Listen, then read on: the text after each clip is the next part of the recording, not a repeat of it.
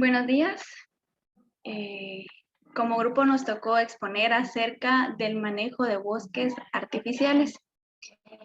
Y para dar inicio con la exposición vamos a introducirnos con el tema plantación forestal o bosque forestal. Bien, ¿qué es una plantación forestal o un bosque forestal? Es un método de regeneración artificial que consiste en el establecimiento de árboles en la superficie que se desea repoblar, después de que las plantas han pasado las fases críticas de germinación a nivel de vivero. Es el cultivo de los árboles forestales o rodal creado artificialmente, ya sea por siembra directa o plantación. Bien, cuando hablamos de artificial, se debe tener en cuenta o se debe entender de que la intervención del hombre estuvo presente en el establecimiento de esa plantación. Y como bien mencionaba, la plantación es el establecimiento de una cubierta arbórea en un área determinada, a través de la cual se asegura la sobrevivencia de una densidad mínima de plantas por hectáreas, que en definitiva debe dar origen a un bosque. Sistemas silviculturales en plantaciones forestales. Bien, en su forma clásica, un sistema silvicultural se define como el proceso mediante el cual la cosecha que contiene un bosque es manejada, aprovechada y reemplazada por una nueva cosecha, dando como resultado un bosque que se produce en forma sostenida. En este esquema se observan etapas desde el inicio del vivero, la selección de la planta, mantenimiento, manejo y aprovechamiento hasta la comercialización del producto. Cada uno de estos aspectos los iremos estudiando en el transcurso de la exposición. Siguiente diapositiva, por favor. La planificación de la plantación. El trabajo que conlleva una plantación requiere de una racionalización de los recursos materiales y humanos, los cuales deben ir enfocados a optimizar los rendimientos y minimizar los costos. Y para lograr estos objetivos se deben tomar en consideración los siguientes factores, entre los que están las características del lugar. Al llevar a cabo una plantación en determinado lugar, es importante considerar el acceso, las vías de comunicación, a qué distancia se encuentran estas, como también la topografía del terreno. Este factor es importante tomarlo en cuenta, ya que en base a la topografía del área se elige la técnica a utilizar para la plantación. También es indispensable conocer las condiciones del suelo, tales como pendiente, pedregosidad, capacidad de drenaje, la zona de vida, vegetación existente y los usos anteriores del suelo y su potenciabilidad en producción de madera. Otro factor es los recursos humanos. El recurso humano está ligado directamente con la mano de obra requerida para el establecimiento de la plantación. También se encuentran los recursos materiales. En esto se considera la disponibilidad de herramientas y equipos que serán necesarios para el desarrollo de la actividad, como también se toma en cuenta el material vegetal, plantas y todo el resto de los insumos necesarios. Financiamiento. Bien, el financiamiento dependerá de la magnitud del proyecto, porque la actividad de reforestación en su etapa de implementación requiere de suficientes recursos para lograr los objetivos. El productor por lo general obtiene financiamiento por vías de bancos locales o por sus propios recursos. El punto aquí es que el productor debe contar con los fondos necesarios en el momento preciso de la actividad de plantación. Siguiente diapositiva. La selección del sitio. Como la silvicultura es parte de las ciencias biológicas, que trata del establecimiento, desarrollo, mejoramiento y renovación de los rodales de árboles forestales, Por ello es importante considerar todos los factores bióticos y abióticos a través de un estudio del suelo y también de su entorno para lograr una óptima relación tanto del suelo planta como también del suelo ambiente y como resultado pues obtener altos rendimientos en la producción forestal sostenible. El primer factor a tomar en cuenta al realizar una plantación es el suelo. Hay que tomar en cuenta los requerimientos del árbol en cuanto a la fertilidad y profundidad. Muchas veces las condiciones del suelo pueden mejorarse por el trabajo en el suelo y la fertilización. Las propiedades físicas y químicas del suelo deben evaluarse para no plantar árboles en sitios no aptos para tal fin. Con respecto a la humedad, algunas especies son bastante resistentes a la sequía, pero otras no soportan que el suelo se seque. Entonces es importante considerar la zona de vida para ubicar las especies según su requerimiento. En la exposición, la finca donde se lleve a cabo esta actividad, nos referimos a la plantación, puede presentar pues sitios con diferentes exposiciones al sol y a los vientos. Y algunos árboles se desarrollan bien en pleno sol y a pleno viento, mientras que otros requieren sombra parcial o protección de la brisa. Entonces es muy importante tomar en cuenta este aspecto. En la selección de especies, el establecimiento de plantas representa una fuerte inversión de recursos que podrían perderse en parte si después de algún tiempo se descubre que el sitio y la especie tienen serias desventajas para su adaptabilidad y su producción futura. Por ejemplo, si nos topamos con especies exigentes en suelo, especialmente en fertilidad, profundidad, pH y pendiente, pues es fundamental que exista una combinación de estos aspectos. O si se trata de especies exóticas exigentes con la zona de vida, precipitación, producción y manejo, evidentemente, pues deben ser profundamente considerados estos aspectos. Lo que es preciso es entender que la producción forestal depende en gran medida de la especie y del sitio, así como también depende de los cuidados silviculturales en la época y el momento, considerando la biología de la especie.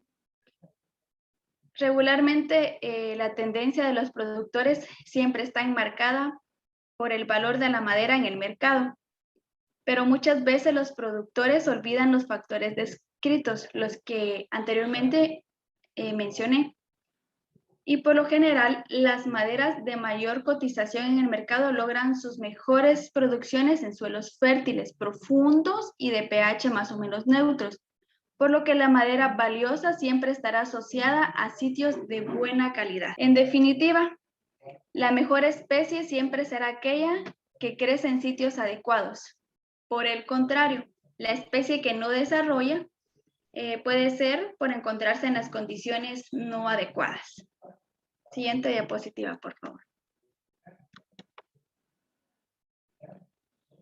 Los métodos de producción de plantas. Estos métodos, pues, los encontramos en 4 tipos diferentes y después de evaluar las condiciones del sitio y de seleccionar las especies, hay que determinar el tipo de producción de las plantas.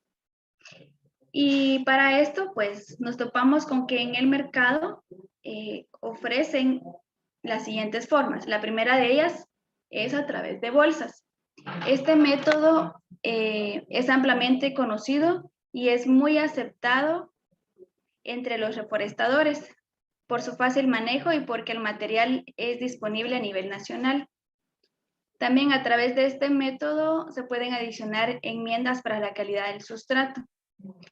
Pero dentro de sus limitantes está que las plántulas pueden sufrir problemas de deformación de la raíz, sobre todo si se excede el tiempo recomendable de permanencia en el vivero.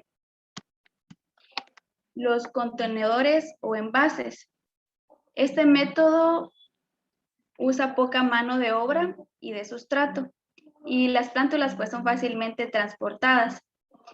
A través de esta técnica también se logra controlar el desarrollo del sistema radicular de las plántulas, ya que permite la poda de las raíces. Dentro de sus limitaciones está el costo inicial de adquisición, ya que es bastante alto, y también pues que requiere de personal calificado y de experiencia. La pseudoestaca. Una de las ventajas que tiene la pseudoestaca es que es de un valor bastante económico. Dentro de sus limitaciones está que requiere una plantación rápida. Después de preparadas las estacas, pues se debe ir al proceso de la siembra. También está que no todas las especies se pueden producir bajo esta técnica, ya que únicamente se utilizan especies que rebrotan. Raíz desnuda. Dentro de las ventajas de este método está el bajo costo de producción y además también que permite un buen control de la calidad del material. Además, las plántulas pueden permanecer más tiempo en el vivero, pero entre sus limitaciones está que requieren varias podas de raíces y algunas veces de las hojas. Aparte que exige un buen suelo y es exclusivo para ciertas especies y sitios. El distanciamiento. Uno de los principales objetivos del silvicultor es dirigir la producción de la plantación de tal manera que sea aprovechada al máximo la capacidad del sitio y que por otro lado los árboles tengan condiciones de alcanzar las dimensiones deseadas. En campo se nos pueden presentar dos situaciones diferentes. La primera de ellas es que si la densidad de la plantación es muy baja, los árboles no aprovechan todos los nutrientes, tampoco el agua, la luz disponible en aquel sitio y por lo tanto la plantación no produce al máximo posible. Y lo segundo es que si la densidad de la plantación es muy alta, los nutrientes, agua y luz a disposición de los árboles no son suficientes para un buen desarrollo de los mismos, por lo que es muy importante tomar en cuenta el distanciamiento de las plantas al momento de sembrar. En la imagen de la izquierda se presenta una plantación de eucalipto citridiora, conocido popularmente como eucalipto limón. Esta plantación tiene 3 años de establecida, pero tiene un distanciamiento de 1 metro por 1 metro. Por el contrario, en la imagen de la derecha encontramos también una plantación de eucalipto limón con 3 años de establecida, pero con un distanciamiento de 3 metros por 3 metros. En función de lo que mencioné anteriormente, en la parte de abajo pues se presenta una tabla con ejemplos de diferentes distanciamientos ubicados con respecto al objetivo. Sin embargo, para cada sitio y proyecto, los objetivos deben plasmarse lo más realistas posibles. Como vemos en el ejemplo de esa tabla, para la producción de maderas para acerrio, el distanciamiento debe ser de 3 por 3 metros. Para postes y leña, el distanciamiento debe ser de 2 por 2 metros. Y para la producción de pulpa para papel, el distanciamiento debe ser de 1 metro por 1 metro. Bien, en la preparación del sitio encontramos 3 actividades muy importantes. Y pues bueno, la producción de los terrenos forestales se define en gran parte por la calidad del sitio, que se estima mediante la máxima cosecha de manera que el bosque produzca en un tiempo determinado. Las condiciones del terreno pueden ser favorables o desfavorables según sean las posibilidades de ser un hábitat adecuado para el éxito de la plantación. La función del silvicultor o productor es proporcionarle a las plantas deseables una cierta ventaja temporal en relación al ambiente en que se desarrollan, por lo que la preparación del terreno implica la limpia manual, la limpia mecánica y el arado. La limpieza manual se aplica cuando la topografía del terreno es quebrada y la vegetación está formada por arbustos y gramíneas.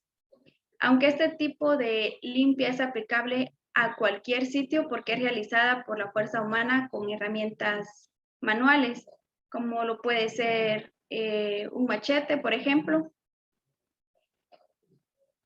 En la limpia mecánica, este tipo de limpia requiere de maquinaria como por ejemplo el tractor de orugas, perdón, para el desmonte de la vegetación leñosa y el traslado de la misma en sitios determinados. Lógicamente, esta operación está íntimamente ligada a las condiciones de topografía del sitio.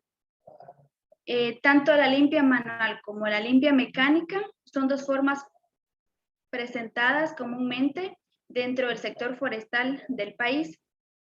No obstante, ambas son efectivas según el tipo de vegetación y el suelo. El arado es un sistema de preparación mecánica del suelo que consiste en la roturación superficial del suelo.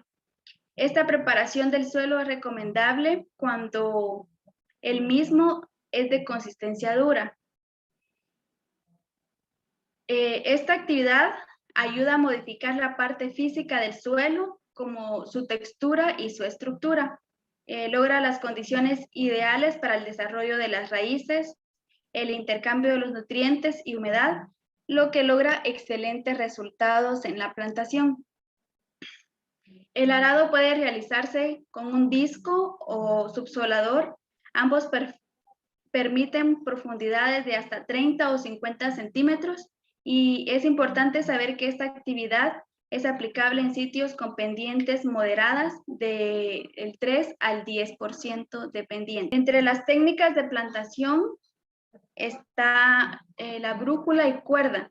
Esta técnica es apta para terrenos planos y despejados.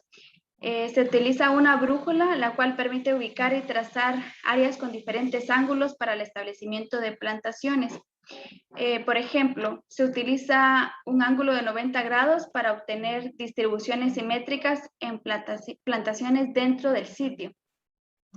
Lo usual o lo común en el establecimiento de la plantación para esta técnica es el trazado de la línea guía o la línea madre a escuadra, usando el ángulo de 90 grados que le permite de ahí seguir en orden y con el mismo ángulo todas las otras líneas.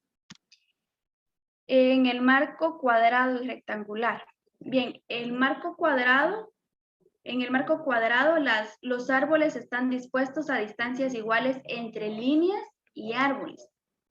Y en el marco rectangular, las distancias entre líneas es mayor que la distancia entre los árboles. En la siembra al tresbolillo, estas se utilizan especialmente para árboles de copa ancha como frutales y cercas rompevientos. En este sistema de plantación, cada 3 árboles forman un triángulo equilátero, como se muestra en la imagen, lo que permite que cada planta pueda tener las horas de luz requeridas para su óptimo crecimiento y no se tapen unas con otras. Continuamos con las técnicas de plantación. Entre ellas también están las curvas de nivel. En esta técnica, pues se forma una línea en la cual todos los puntos se encuentran a la misma altura, lo que impide que el agua corra con velocidad pendiente abajo, ya que las plantas sirven de obstáculo y de esta forma se evita el arrastre del suelo. Las terrazas individuales. Cuando el terreno es inclinado con pendientes altas, pues se recomiendan las terrazas individuales. Esto para lograr un sitio adecuado para cada planta y también para evitar la erosión y la pérdida del suelo. Las terrazas individuales no son más que terraplenes de forma circular trazados en curvas a nivel de 1 metro de diámetro promedio. La selección de las plantas. Las plantas deben seleccionarse para la plantación, ya que plantar sin selección provoca la muerte de muchas y la necesidad de reemplazarlas. Se debe iniciar la selección por el tamaño y edad. Una planta muy pequeña, por ejemplo, un eucalipto de 10 centímetros. Pues esta planta tiene poca reserva. Su tallo es todavía tierno y entonces tendrá poca probabilidad de sobrevivir a las enfermedades y plagas, como también tendrá poca probabilidad de sobrevivir a la sequía y a la competencia de las malezas, por lo que sería un error plantarla antes de tiempo. Las plantas maderables, las que se siembran en bolsas, estas se plantan con un tamaño generalmente pequeño de 20 a 30 centímetros, según sea la dimensión de la bolsa. La altura de la planta no debe pasar mucho de la altura de las bolsas, si no se quiere tener malformaciones de las raíces. En la forma y desarrollo, las plantas no deben solamente tener el tamaño adecuado, sino también deben presentar una buena forma general, como por ejemplo, el árbol debe tener las raíces bien desarrolladas en relación con la parte aérea. Si tiene un tronco alto, muchas ramas y pocas raíces, pues no va a soportar fácilmente el trasplante. Así que el tamaño de la parte subterránea, es decir, el tamaño de las raíces, deben balancear la parte superior. Por lo que me atrevo a decir que este es el criterio más importante de calidad en las plántulas. El estado de salud. El estado de salud de los árboles es importante, ya que debe de estar libre de plagas y enfermedades. Las plántulas no deben presentar malformaciones, decoloraciones de las hojas, heridas en el tronco, ni deficiencias nutricionales. Estas recomendaciones son, pues, si deseamos tener un buen rendimiento. Efecto de fertilización. Este paso es de suma importancia, ya que el haber proporcionado los nutrientes esenciales en la fase inicial de las plantas, pues trae consigo ventajas sobresalientes, ya que este proceso pues acelera el crecimiento de la planta y esto la coloca en ventaja sobre las malezas. Los cuidados post-plantación. En toda actividad forestal, tanto el técnico como el propietario del lugar, pues deben realizar monitoreos frecuentes, más aún cuando se termina la operación de establecimiento de plantaciones, que en su primer periodo es de fase crítica en lo concerniente al ataque de arrieras y la invasión de animales cuadrúpedos, por lo que es necesario realizar actividades con la plantación aún después del trasplante, como lo es el riego. Las plantaciones solamente pueden arraigar en el suelo si tienen suficiente humedad, por lo que es necesario regar periódicamente durante la primera etapa de crecimiento para poder, pues, lograr tener una tasa satisfactoria de supervivencia. Lo que sí es que hay que tener en cuenta o tener presente que el riego solo sirve para ayudar a la plantación durante el primer año. Después de que ha transcurrido ese año, pues no es necesario seguir con el riego. El desige.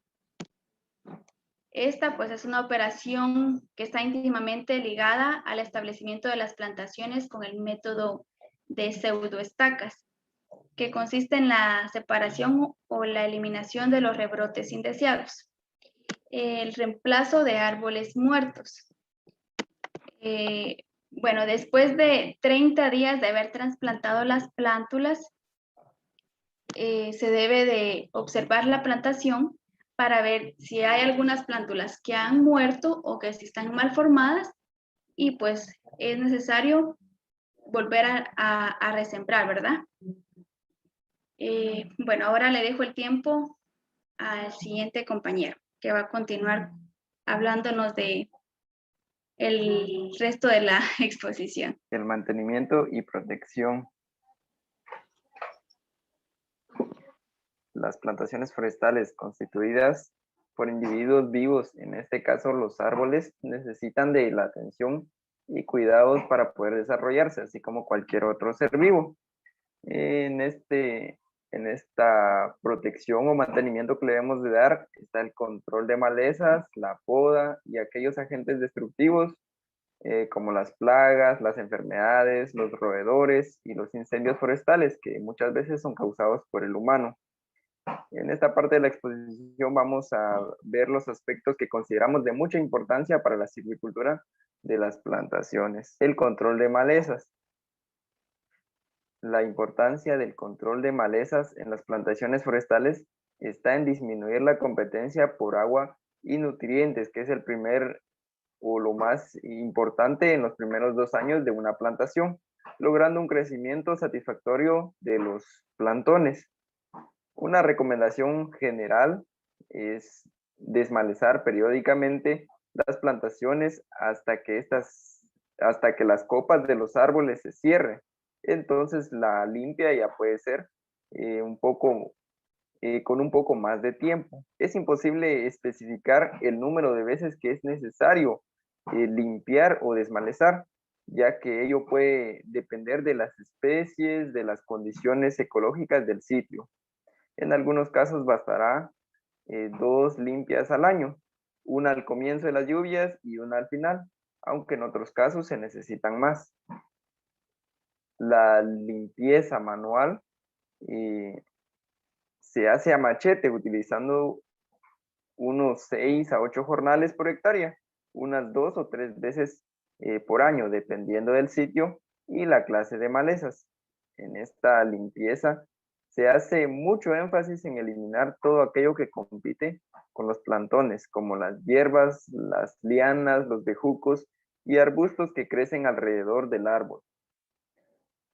Ahí también podemos utilizar la limpieza mecánica. Es aquella que utilizamos máquinas como tractores agrícolas, chapeadoras, rastra y desmalezadoras.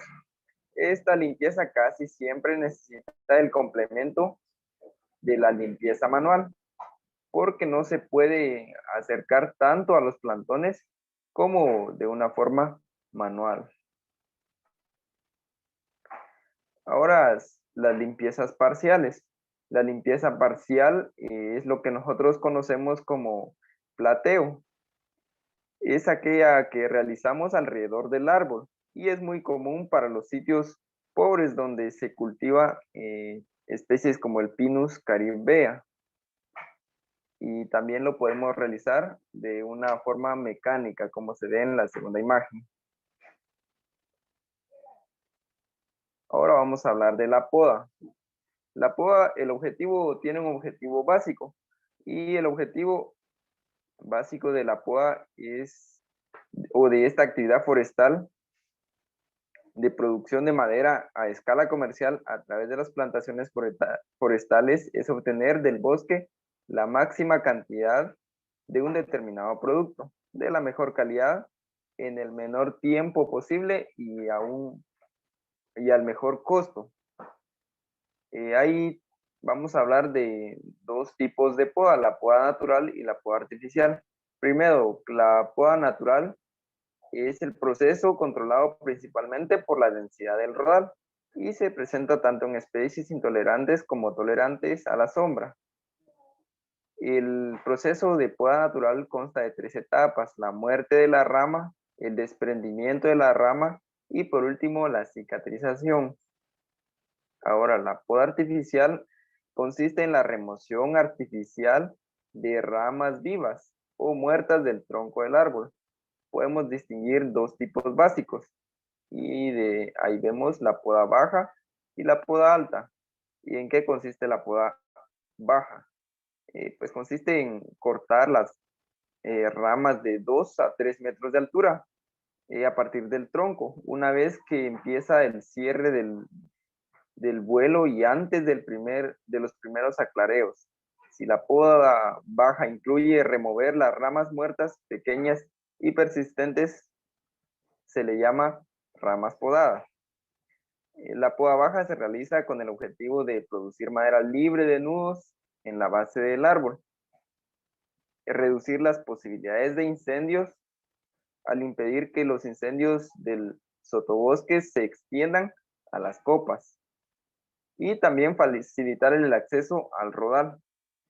Y por último, facilitar las labores de corta y extracción durante la realización del primer aclareo. Ahora, ¿para qué nos sirve la poda alta? Esta consiste en podar las ramas del tronco entre 3 a 10 metros de altura. Y este tipo de poda solo se justifica si se desea producir una mayor cantidad de madera libre de nudos. Un forestal debe ver a una poda alta y a un programa de podas en general como una inversión para mejorar la calidad de la madera producida. ¿En qué época se recomienda, o varias personas, varios estudiosos recomiendan podar? Y la época más acertada o para ejecutar la poda es al final de la época seca, por las siguientes razones. El- la primera es porque el corte se seca rápidamente y de este modo se reduce el riesgo de una infección por hongos o insectos. La segunda es que las heridas se cicatrizan rápidamente. Y la tercera es que la poda resulta más fácil cuando las ramas tienen menos follaje. Con estas especies que son caducifolias o que pierden su follaje en verano, la poda resulta más fácil porque las ramas tienen, por supuesto, menos follaje. Ahora, las técnicas para realizar los cortes al podar.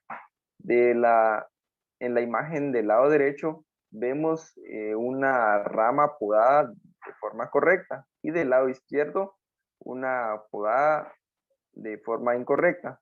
La forma en que se realiza el corte de las ramas es fundamental para el éxito de una poda. De ello depende el tiempo necesario para que el árbol cicatrice la herida causada por el corte, la rápida producción de madera limpia de nudos y la sanidad futura del árbol. El corte debe quedar limpio y liso, sin dejar pedúnculo, como se ve en la imagen del lado izquierdo, que ahí tiene un pedúnculo o una astilla mal cortada. No deben dejarse ni heridas a la corteza del árbol. Aunque el corte debe ser pegado al tronco, hay que cuidar de no dañar los tejidos en los alrededores de la base de la rama. Ahora vamos a hablar de las plagas y de las enfermedades. Primero, del control de insectos plaga en la silvicultura. Pero antes nos referimos a las plagas y enfermedades en general. Muchas de estas enfermedades y plagas forestales actualmente están amenazando un gran número de especies de árboles plantados en tierras forestales degradadas del trópico. Se ven afectados tanto los árboles de monocultivo como plantaciones mixtas. En algunos casos, por efecto de alarmas, se han aplicado soluciones drásticas como la aplicación masiva de plaguicidas. Ahora, el control de insectos plaga en silvicultura. Para que una población de insecto pueda catalogarse como plaga y que podamos aplicar un tipo de control, debe esta plaga afectar de modo que merme o reduzca significativamente la calidad y la cantidad del producto a extraer, con la lógica repercusión en la retribución económica. Esto quiere decir que no podemos gastar más en el control de lo que vamos a obtener como ganancia final. Este es uno de los, podríamos decir que el principal criterio de control. Eh, lo repetimos, que los montos de aplicar el control no deben superar los del valor del producto final. Este es tal vez, o, o aseguramos, que el criterio más importante para tomar la decisión de controlar y, dado caso, seleccionar el método adecuado para aplicar un tipo de control. ¿Cómo podemos nosotros saber cuándo aplicar? Para eso existen ciertos índices como el umbral económico y el nivel económico de daño, conocido por sus siglas NED. Ahora, ¿cuáles son las plagas forestales más comunes. El primero vamos a hablar de las que afectan los brotes y las yemas. Y vamos a hablar de la primera, que es Ipsipila grandea. Este insecto es el más perjudicial para las especies meliaces en las regiones tropicales y subtropicales del mundo. Dentro de las 10 especies, la Ipsipila grandea y la robusta son las más destructivas en el mundo. Principalmente se ven estos efectos en América Central y en el sur, y también en Asia y en África. ¿Cuál es el control que se le da a esta plaga forestal? Es la aplicación foliar de insecticidas, especialmente piretroides, porque tienen efectividad en reducir el daño de los árboles. Ahora, se menciona también a la Yacionia frustrana, llamada también larva de la polía, de los brotes de pino. Es específica del género Pinus.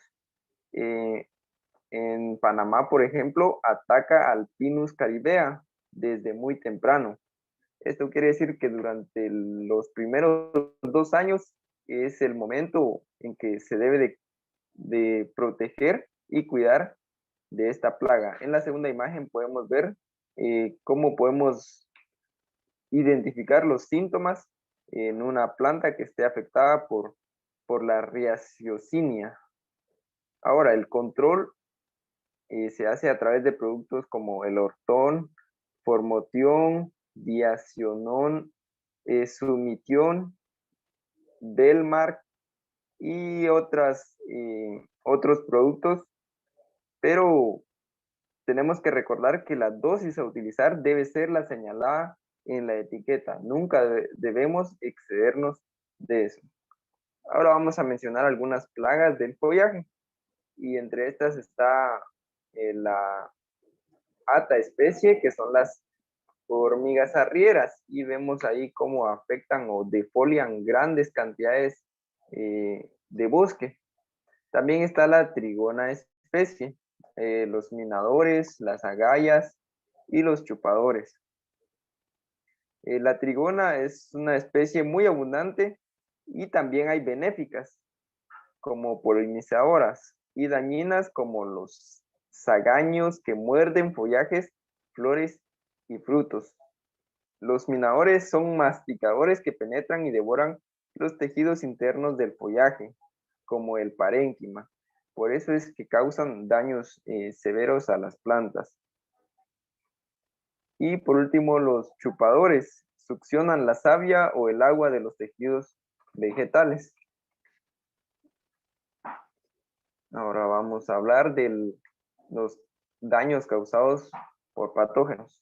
Y estos son identificados principalmente a través de los síntomas. Y los principales síntomas que se observan en las plantaciones forestales silviculturales son las manchas foliares, las lesiones necróticas, las pústulas, los crecimientos anormales, las pudriciones, las marchitez. Todos estos síntomas nos dan indicios de que en este cultivo, en este bosque, hay presencia de algún patógeno que está afectando en nuestras plantaciones. ¿De qué forma podemos combatir las plagas y las enfermedades? Es pues a través de, por supuesto, de insumos químicos. Sin embargo, debemos de tomar en cuenta algunos conceptos básicos al momento de aplicar esto, que es, por ejemplo, hablar de la DL, que es la dosis letal, y se define como la dosis del plaguicida, expresada en miligramos por kilogramo de corporal, que produce la muerte del 50% de los animales experimentales, con una sola dosis del veneno a través de la ruta de entrada indicada. Esto lo indica esta dosis la indica la etiqueta. Ahora la toxicidad. La toxicidad de un plaguicida puede referirse al efecto sobre la especie humana y sobre animales vertebrados silvestres, expresada, por supuesto, como la DL50, oral y dérmica, y sobre las plantas y enfermedades como tales. Ahora la persistencia. Es el grado, es el material de grado técnico, o sea, la sustancia tóxica en forma más o menos pura por razones de seguridad y de tipo económico y ambiental. Debe ser mezclado con otras sustancias. La compatibilidad, cuando el productor forestal debe combatir más de un problema, él decide utilizar dos o más productos mezclados para economizar mano de obra, pero ahí debe de tomar en cuenta que estos productos no afecten de forma tóxica a las plantas. Ahora la clasificación de los plaguicidas. Vamos a hablar un poco de la clasificación. Estos se clasifican según dos criterios generales, por su naturaleza química y por su modo de acción. La naturaleza química. ¿Qué es la naturaleza química? Según su categoría se pueden agrupar como productos botánicos. Son sustancias, estos productos botánicos son sustancias derivadas de plantas que tienen la capacidad de matar insectos. Ejemplo, la nicotina, la rotenona, el piretro, que son insecticidas de acción rápida y de corto efecto residual. Vamos a ampliar un poco más acerca de este tema. La naturaleza química. Dentro de la naturaleza química vamos a hablar de los compuestos inorgánicos. Estas son sustancias cristalinas semejantes a sales muy tóxicas para mamíferos y aves. Los principales productos involucran el cobre, el azufre, el arsénico y el mercurio. Ahora los organoclorados son llamados hidrocarburos clorinados porque contienen carbono, hidrógeno y cloro y a veces oxígeno y azufre. Ahora los organofosforados. Estos son compuestos que contienen fósforo, de ahí su nombre. Son los más tóxicos para animales vertebrados porque inhiben la enzima colinesterasa en las terminaciones nerviosas. Y por último, los carbamatos, que son compuestos derivados del ácido carbámico, como su nombre lo indica, y muy parecidos en su modo de acción a los organofosforados. Ahora, según el modo de acción, hay tres tipos o tres formas en que actúan los insecticidas o plaguicidas en general. Actúan de forma de contacto. Al contacto, esto quiere decir que actúan al penetrar la piel del insecto, ya sea en forma directa y rápida o al contacto de las patas o pseudopatas, con una superficie bien rociada. Ahora los plaguicidas estomacales. Estos insecticidas deben ser ingeridos como el alimento, y llegar hasta el intestino medio o estómago. Esto quiere decir que esto afecta principalmente a los insectos que que son chupadores o succionadores. Por último, los plaguicidas fumigantes. Estos productos actúan en su fase gaseosa y deben emplearse en espacios cerrados como áreas cubiertas con toldo, cámaras herméticas y silos. Ahora vamos a hablar de la protección de las plantaciones contra los incendios forestales. Habíamos mencionado casi al principio de esta parte de la exposición que los incendios forestales en muchas ocasiones o su mayoría son causados por el mismo ser humano, que es el principal agente destructor, y junto con el fuego, que ha destruido en muchos países, estos incendios han destruido más madera de la que el hombre utiliza. Ahora, ¿cuáles son una de las causas? Entre el 80 y el 95% de los incendios son causados por el hombre. Las principales causas son fumadores de cigarrillos, quema de campo para cultivos agrícolas, y eso es muy normal en nuestra región, la quema de pastos, fogatas, y un pequeño porcentaje es causado por relámpagos, que es por la misma naturaleza. Ahora, ¿cuáles son Las medidas de prevención. Los incendios forestales pueden ser prevenidos mediante la educación al público, el cumplimiento de la ley forestal, mediante la reducción del riesgo de incendios. El grado de peligro de un incendio depende de varios factores, tales como las condiciones atmosféricas o climáticas, la clase de combustible presente en el bosque, su contenido de humedad, su volumen y la velocidad del viento. Ahora vamos a hablar de los tipos de incendios forestales. El primero es el incendio subterráneo.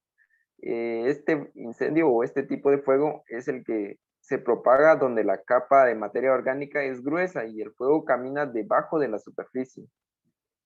El segundo es el incendio superficial. Este fuego se propaga rápidamente por toda la superficie de la plantación.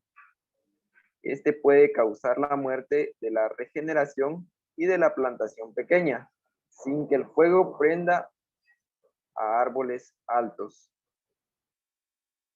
Y por último, el incendio de copa o aéreo.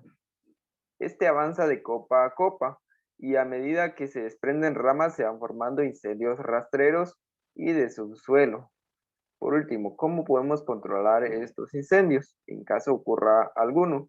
El principio básico del control de los incendios forestales está basado en romper el triángulo del fuego, que es el que observamos en la imagen en pantalla, eliminando calor por medio del agua, eliminando el oxígeno, lanzando tierra al fuego y eliminando o separando a los combustibles por medio de cortafuegos. Ahora vamos a dejar a la siguiente compañera que nos va a hablar del manejo de plantaciones. Yo les voy a hablar acerca del manejo de las plantaciones y vamos a empezar hablando un poco acerca del raleo. El raleo es una técnica que nosotros ya conocemos a través de las prácticas agronómicas. Es la misma técnica que se utiliza para las plantaciones forestales y lo que se busca es seleccionar las plantas con mejores características y sacar las que se encuentran debilitadas o ya sea que estén muy tupidas, digamos, las plantaciones, entonces se entresaca de los árboles que se encuentran como excedente en un terreno. Y esto se hace para disminuir la competencia que existe por espacio, por luz, por humedad o por nutrientes, para que con esto se contribuya a aumentar la producción del área. En un bosque siempre es necesario hacer la selección. Puede ser artificial, puede ser inducida por el silvicultor, y esta debe ser planificada. Por el contrario, biológicamente el espaciamiento será regulado naturalmente. Como les decía, uno de los factores más importantes que son por la competencia de luz, de agua, de nutrientes, de temperatura, oxígeno y dióxido de carbono es la razón por la cual se efectúan los raleos. El objetivo del mejoramiento, del raleo, perdón, es el mejoramiento de la calidad de la producción. Con ello se busca aumentar la producción de volumen de un rodal. También se busca aumentar el valor de crecimiento del diámetro. Por decirles, digamos, si nosotros raleamos un rodal, el espacio nosotros le proporcionamos el espacio adecuado que la planta requiere para su crecimiento, entonces esta va a crecer en altura y también en diámetro, entonces nosotros vamos a tener un mayor volumen y una mayor producción. También se logra estimular el ensanchamiento de las copas y el crecimiento radicular en forma del horizonte, y se mejora la composición del bosque. La finalidad de los raleos es acortar el tiempo de aprovechamiento para poder recuperar en el menor tiempo posible el capital que se invirtió al inicio. La dinámica de crecimiento forestal. En la mayoría de especies forestales, el crecimiento en las primeras etapas es en altura. Esto quiere decir de que, digamos, nosotros establecemos una plantación y automáticamente nuestras plantas empiezan a crecer más en altura que en diámetro, y cuando ellas ya alcanzan una altura adecuada o de acuerdo a la especie que tengamos, estas empiezan a ensanchar, entonces empiezan a incrementar el diámetro de ellas. Por eso es que se debe considerar a realizar un buen raleo para que las plantaciones sean homogéneas, por ejemplo, para que no exista un crecimiento desigual de las plantas, o para evitar que las plantas tengan troncos así desiguales o mal formados, digamos así como torcidos, o que las copas no sean las adecuadas, por ejemplo, que tenga copas así como, no sé, que no sean tan frondosas, ¿verdad? El grado de desarrollo en la edad en la cual el árbol se encuentra en las diversas etapas de desarrollo está determinado por las especies asociadas, la densidad y la calidad de sitio. El efecto del raleo en los árboles, lo que ocurre cuando raleamos nosotros los árboles, los efectos fisiológicos, como les decía, se reduce el número de individuos que compiten por luz, por agua y nutrientes, entonces la planta se encuentra más nutrida, puede absorber mayor cantidad de agua o la cantidad de agua que requiere, puede obtener los nutrientes adecuados del suelo y puede captar la luz que necesita para su desarrollo, entonces esta tiene un mejor desarrollo. También permite que aumente el volumen de las raíces y de las copas, como lo mencionamos anteriormente. También uno de los efectos son en árboles, esta disminuye la mortalidad natural porque habrá mejores copas desarrolladas. En árboles individuales aumentará el área de fotosíntesis, mayor crecimiento diamétrico y el aumento de espesor de la corteza. El efecto en el rodal. Se estimula el crecimiento diamétrico de los árboles, se reduce la mortalidad natural, y esto resulta en que el rodal con pocos árboles de grandes dimensiones con un gran número de pequeña talla. La clasificación de formas de los árboles. Bueno, aquí nosotros vamos a ver 3 tipos de árboles: los dominantes, los codominantes y los recesivos. Los árboles dominantes son los que tienen mayor altura, o sea, los que dominan sobre sobre todos los árboles. Los codominantes son los árboles intermedios, y mientras que los recesivos son los más pequeños o los superiores. Aquí nosotros vamos a ver, vemos la gráfica de los tipos de formas de árboles, y están los árboles dominantes sin defecto de tronco, pero con defecto de copa. Aquí nosotros vemos que los árboles que tenemos ahí son, bueno, están en la orientación vertical los troncos, pero las copas se encuentran así como que mal formadas. Esto se pudo haber dado debido a que habían otros árboles a la par, entonces no permitió que la copa se ensanchara de la forma que nosotros quisiéramos. La siguiente es árboles dominantes con defecto de tronco. Aquí vemos que los troncos pues son los que están torcidos, ¿verdad? A veces pasa esto porque la planta va buscando luz, y entonces cuando estaba buscando la orientación de luz, entonces estaba siguiendo las curvas, digamos, porque tenían a la par otro árbol o así, entonces se malforma nuestro árbol. El siguiente es árbol recesivo sin defecto de tronco ni copa. Aquí tenemos nosotros 3 arbolitos pequeños, y estos se encuentran verticalmente bien y también tenemos una buena copa. Sin embargo, estos son individuos demasiado pequeños que no absorbieron la suficiente energía o la suficiente energía, los suficientes nutrientes para poder desarrollarse bien, debido a que también vemos del lado árboles dominantes que absorbieron la mayor parte de energía y no permitieron el ingreso de ella a las plantas recesivas. Aquí en la parte de abajo vemos árboles recesivos con defecto de tronco o copa dañada por una enfermedad, insecto o muerte. Aquí nosotros vemos que los troncos de nuestros árboles recesivos están mal formados, y que nuestra copa también está mala, ¿verdad? Entonces nosotros no podemos realizar un buen aprovechamiento de ellas, porque va a ser madera mal pagada, porque no vamos a obtener troncos rectos, digamos, y tampoco van a tener buenas dimensiones, y así, ¿verdad? Y también están los árboles codominantes sin defecto de tronco ni copa, que son árboles, como decíamos al principio, intermedios, que se desarrollan bien y que tienen un buen fuste. Y por último hablaremos de los árboles dominantes sin defecto de copa, de tronco, perdón, ni de copa. Esos son árboles que bien raleados, y crecieron verticalmente bien, obtenieron los buenos nutrientes, la mayor cantidad de luz posible, y esto permitió que se desarrollaran bien. Y entonces nosotros aquí tenemos un buen desarrollo vertical, así como un buen desarrollo de copa. Los métodos cualitativos versus los cuantitativos para planificar raleos. El aspecto cualitativo especifica una clase de árboles según la composición de copa, forma de fuste, deben dejarse en la masa forestal. Son aspectos que nosotros podemos observar a simple vista y que no requieren un conteo o de ello, ¿verdad? Mientras que el método cuantitativo sí, es un aspecto que sí considera los números y consiste en la especificación de los números de los árboles que deben quedarse en las diferentes etapas de desarrollo de la masa forestal en el rodal según la especie y la calidad del sitio. Los métodos de raleo. Aquí vamos a hablar un poco acerca de del raleo por bajo. El raleo por bajo es como se observa en la imagen, es el corte de los árboles que se encuentran debajo de los dominantes, o sea, ya sea codominantes y recesivos. Estos se cortan, digamos, se corta esa parte inferior y esta se caracteriza por el aprovechamiento de árboles suprimidos, de clases diamétricas inferiores. Se aplica este raleo a árboles defectuosos y enfermos, ya como les decía, a los dominantes y los recesivos, y los codominantes.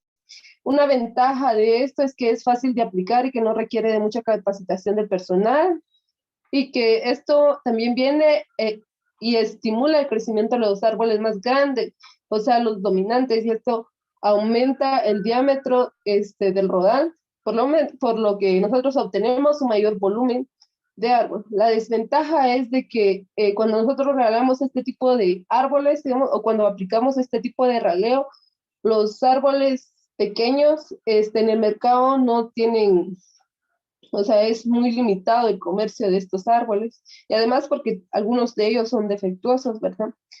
Ahora el raleo por alto. Este se efectúa para aprovechar comercialmente las clases diamétricas superiores.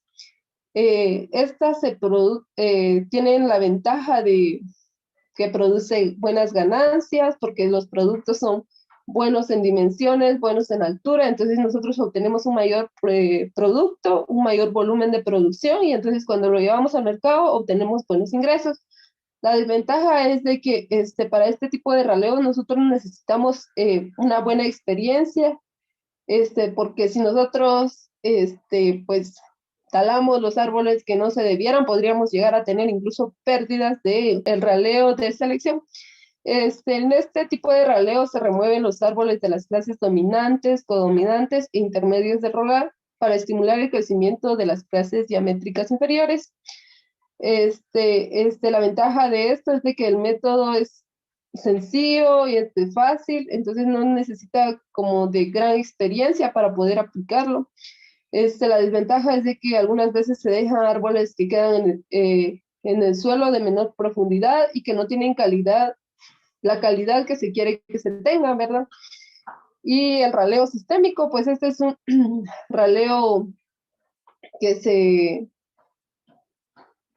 se hace en algunas especies, en donde se va dejando así como una línea, digamos, por ejemplo, nosotros tenemos nuestra plantación, nuestra siembra la hicimos así como al cuadrado, ¿verdad?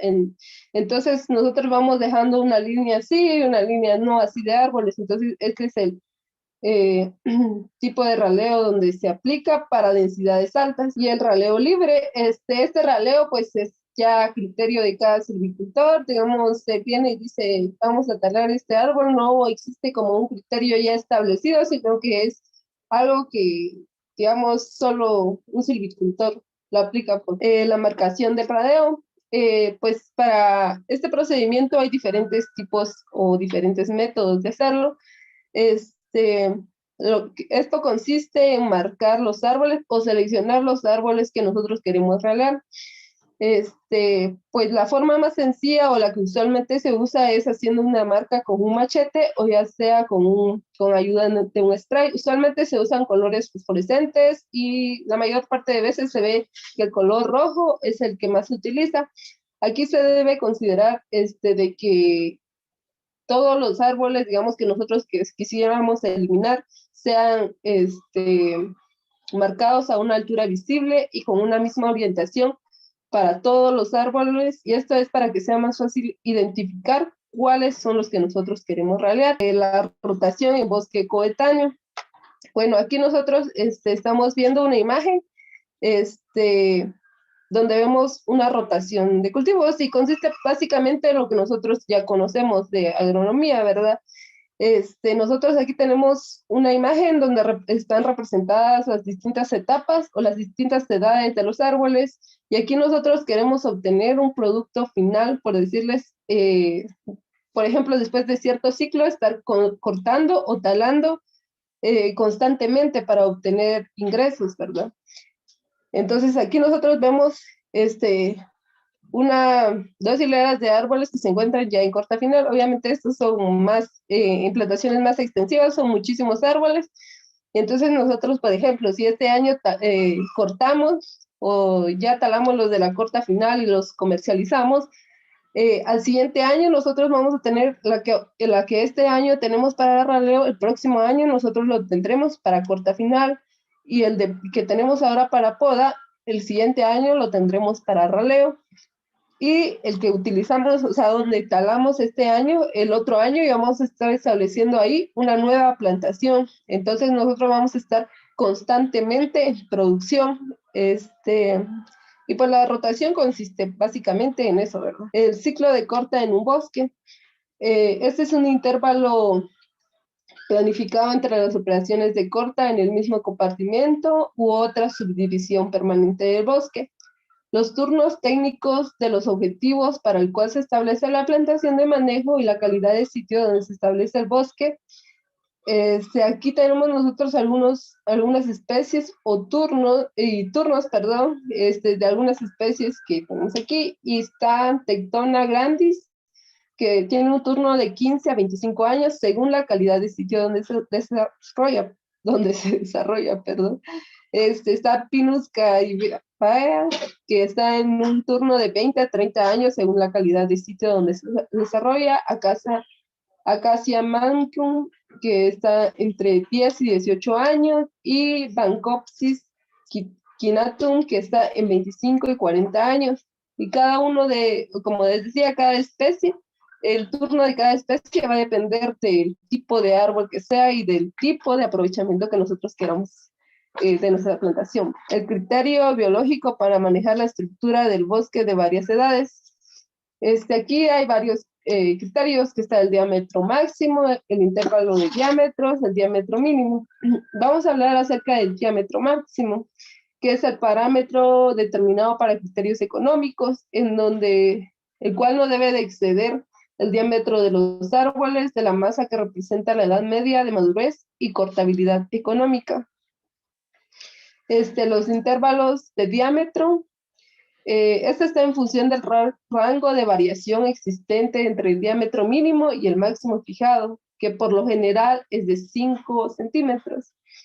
Y por último, el diámetro mínimo, que determina el límite inferior inventariable de la masa, que suele ser de 5 centímetros aproximadamente.